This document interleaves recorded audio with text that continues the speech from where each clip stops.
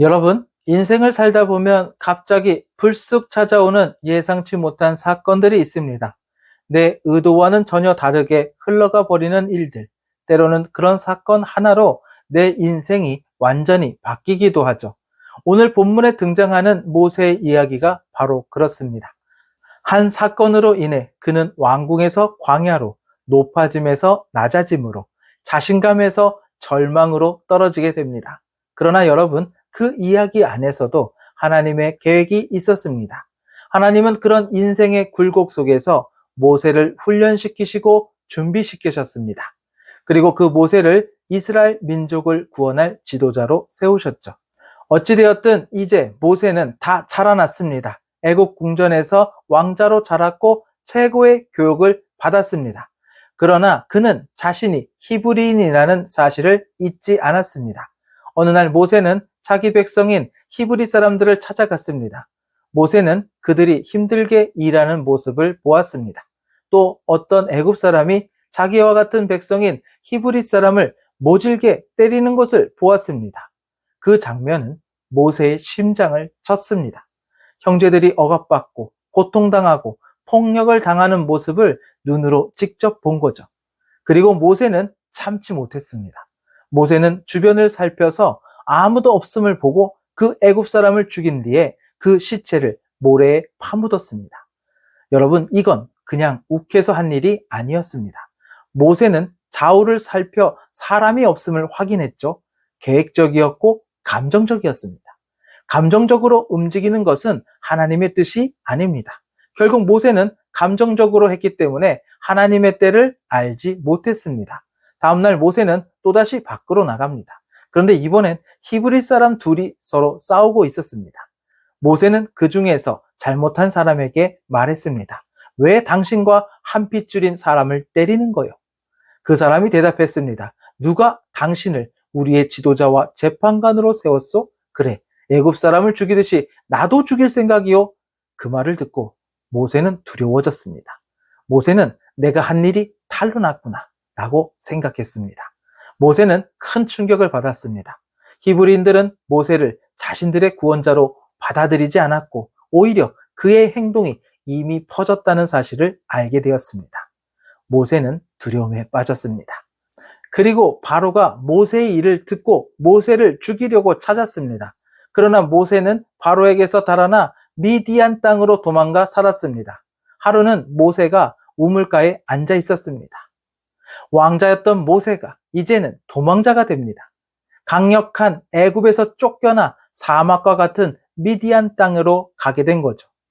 우물 곁에 쓸쓸히 앉아있는 그 장면은 인생의 바닥에 앉아있는 우리의 모습과도 같습니다.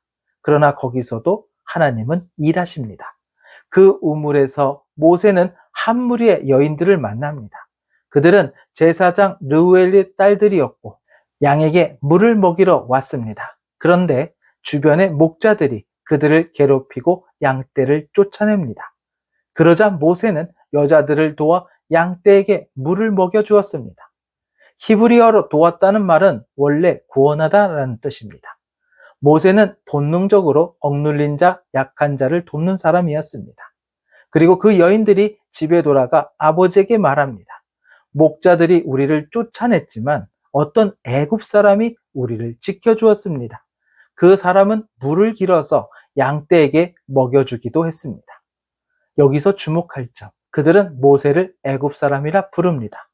모세는 겉모습은 애굽 왕자였지만 마음은 히브리인이기 때문에 정체성에 혼란을 느꼈을 것입니다. 그러자 그 딸들의 아버지 르우엘은 모세를 집으로 초대합니다. 그리고 시간이 흘러 모세는 그의 딸 시보라와 결혼합니다. 그리고 아들을 낳고 이름을 짓습니다.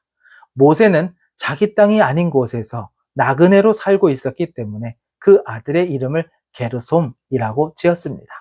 게르솜이라는 이름에는 모세의 외로움과 절망 그리고 정체성의 흔들림이 고스란히 담겨 있습니다. 나는 어디에도 속하지 않는다. 나는 나그네다. 그 외로움의 시간 속에서 하나님은 모세를 깎고 낮추고 다듬으셨습니다. 여러분, 우리도 모세처럼 내 의도는 옳았지만 결과는 무너진 적 있지 않습니까? 열심히 했지만 오해받을 때, 선하게 시작했지만 엉뚱하게 일들이 흘러가 버릴 때, 잘해보려고 했는데 오히려 실패하고 도망치듯 멀어진 관계들, 그런 예상치 못한 사건들 속에서 하나님은 우리를 낮추시고 훈련하시고 다시 세우십니다.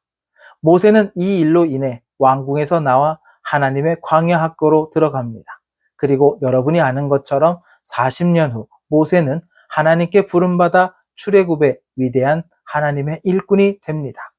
하나님은 실패한 자리에서 다시 시작하십니다. 우리의 상처와 좌절 속에서도 하나님의 계획은 중단되지 않습니다. 지금 내가 낮아지고 있다면 하나님이 일꾼으로 나를 다듬고 계신 중입니다. 히브리서 11장 24절에서 25절 말씀입니다. 믿음으로 모세는 장성하여 바로의 공주의 아들이라 칭함받기를 거절하고 도리어 하나님의 백성과 함께 고난받기를 잠시 죄악의 낙을 누리는 것보다 더 좋아하고, 하나님의 일은 아무나 하는 것이 아닙니다. 하나님의 사람은 훈련된 사람입니다. 오늘 우리도 모세처럼 훈련받고 낮아지고 준비되어야 하나님의 뜻을 이루는 사람으로 살아갈 수 있습니다. 기도드리겠습니다. 사랑하는 하나님 아버지, 모세가 광야에서 깎이고 낮아지고 다듬어져 이스라엘의 지도자로 세워졌듯이 우리도 지금 이 자리에서 하나님의 광야 학교를 통과하고 있음을 깨닫게 하옵소서. 낮아지는 자리에 있을지라도 낙심하지 않게 하시고 외로움 속에서도 주님의 손길을 기대하게 하시며 오늘도 우리 인생 가운데 찾아오셔서 우리를 훈련하시고 세우시고 사용하실 줄 믿습니다. 이제는 광야 한복판에서도 하나님을 찬양할 수 있는 사람, 겸손히 다듬어져 하나님 나라의 일에 쓰임받는 일꾼이 되게 하옵소서. 예수님의 이름으로 기도드립니다. 아멘.